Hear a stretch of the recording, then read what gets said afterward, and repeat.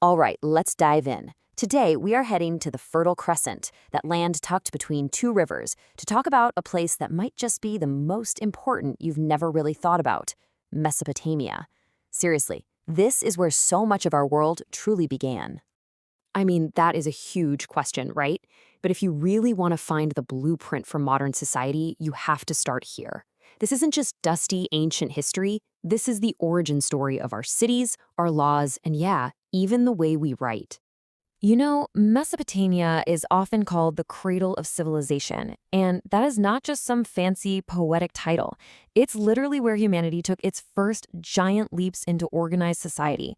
We're talking about the very first cities, the invention of writing, and the first time anyone actually wrote down a set of laws for everyone to follow. This is ground zero for civilization as we know it.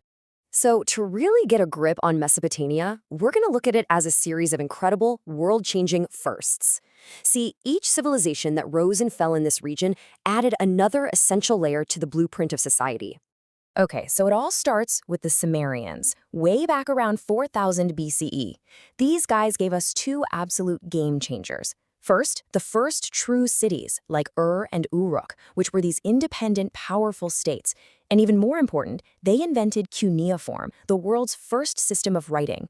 It used these little wedge-shaped marks pressed into wet clay. For the first time in all of human history, ideas could be permanently recorded. Just think about that.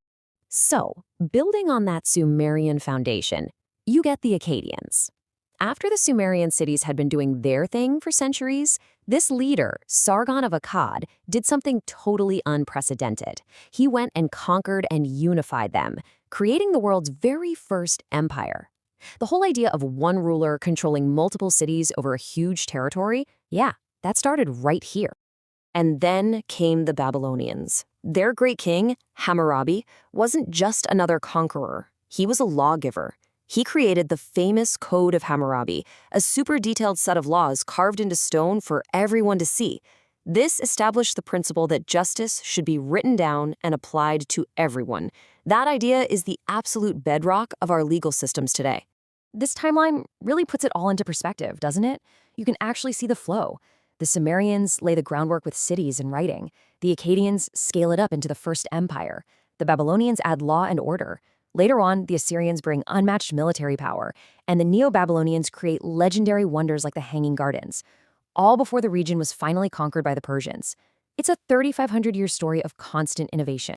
So, you might be wondering, how do we actually know all of this? Well, it's not just from ancient texts. The Mesopotamians left behind these incredible structures and artifacts that basically tell their story in stone and clay. And the scale of their ambition is just staggering. I mean, you can still see the remains of the ziggurat of Ur, this colossal step pyramid temple. We have actual pieces of the Ishtar Gate, a breathtakingly beautiful entrance to Babylon. We have powerful statues like the Lion of Babylon. And, incredibly, we have the Library of Ashurbanipal, the world's first great organized library, holding thousands of clay tablets on every subject you can imagine. But, okay, beyond the empires and the monuments, who were these people? What was it actually like to live a day in Mesopotamia? Let's zoom in from that epic scale to the human story. Well, life was very, very different depending on your status. Kings and high priests lived in these sprawling, decorated palaces, but for most people, home was a simple house made of sun-dried mud bricks. And here's a fascinating little detail. They used their flat rooftops for sleeping on hot nights, a simple, clever solution to the region's intense climate. And society was highly structured, very much a ladder. At the very top, you had the king, who was seen as both a ruler and a high priest. Right below him were the other priests and the scribes. This was the highly respected, educated class who could read and write. Then you had your skilled artisans, and holding the whole thing up, forming the backbone of it all, were the farmers. Their work fed the entire civilization. So, what did all these people eat? Well, their diet was based on what the fertile land could give them. Barley was the absolute staple, used for making bread. They also ate plenty of dates, fish, and flavorful stuff like onions and garlic. But the most important part of their diet, their absolute favorite beverage, was beer. That's right. Beer was a fundamental part of daily life for literally everyone. It was actually safer to drink than the river water. It was often used as a form of payment to workers, and it was a major source of calories. It wasn't just a drink, it was a pillar of their society. And they weren't all work and no play. Not at all. The Mesopotamians had a rich cultural life. They loved music, especially the lyre. Archaeologists have even found their board games, like the Royal Game of which is a direct ancestor of backgammon. And of course, life revolved around huge religious festivals celebrating their gods. So, after walking through their history, their cities, and their daily lives, we have to ask the big question. Why does any of this matter to us thousands of years later? Well, the thing is, their legacy is all around us. And this brings us right back to that essential idea.